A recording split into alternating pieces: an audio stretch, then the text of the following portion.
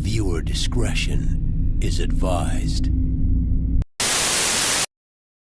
Holt made his money selling heavy equipment as he owns the largest Caterpillar dealership in America, which his daddy started in 1933. Holt did serve in the Army, where as an infantryman in Vietnam earned a Silver Star, 3 Bronze Stars, and a Purple Heart. Okay, this dude is pretty badass. Respect. All the Spurs' success, I'm willing to bet Ray Allen hitting this 3 is going to hurt. How about after nearly keeping pace with the Warriors all season long for the win record, they aged overnight in the playoffs versus the Thunder.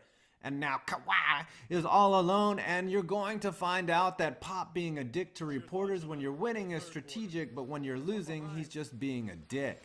Dear San Antonio Spurs, can I have 0.4 seconds of your time? I hate to be the cause of so many bad things in your recent history, but when I purposely injured Kawhi, I had no idea that the saga that is his beef with your team would lead to the Spurs looking like a dumpster fire. Tony Parker is retired, Pop is getting old. Good luck getting anything for Leonard other than grief from your fans. Signed, Zaza Pachulia.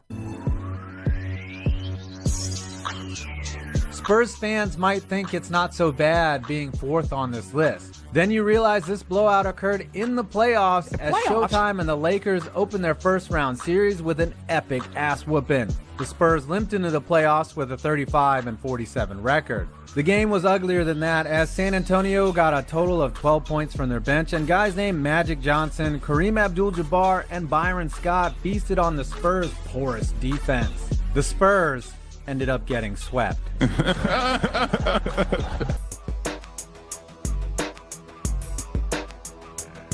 Dear God, this coyote must have gotten a hold of some bad acid and is now tripping balls and seeing things only people who have taken acid will ever understand. The coyote is known for his antics like riding a unicycle and was seen as super exciting compared to Tim Duncan. A cactus in the desert is also super exciting compared to Tim Duncan.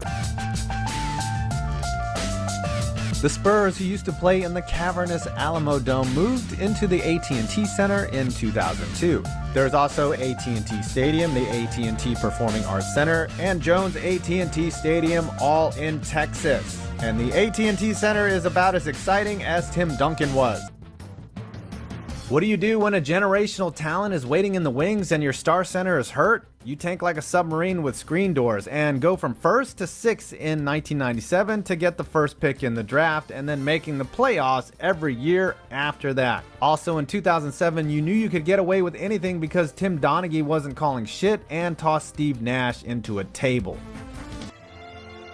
The Spurs did the impossible and became the first Western Conference team to beat another Western Conference team in the finals by handing Kawhi Leonard to the Raptors. Speaking of that, you made him disappear faster than T-Mac's 13 points in 35 seconds. I'd bring up Tony Parker cheating on Eva Longoria with Brent Barry's wife, but that would be a foul like Manu Ginobili on Dirk in Game 7. The Coyote, San Antonio. I have no clue why this drugged up Coyote is such a fan favorite around NBA circles. I mean, just look at his eyes.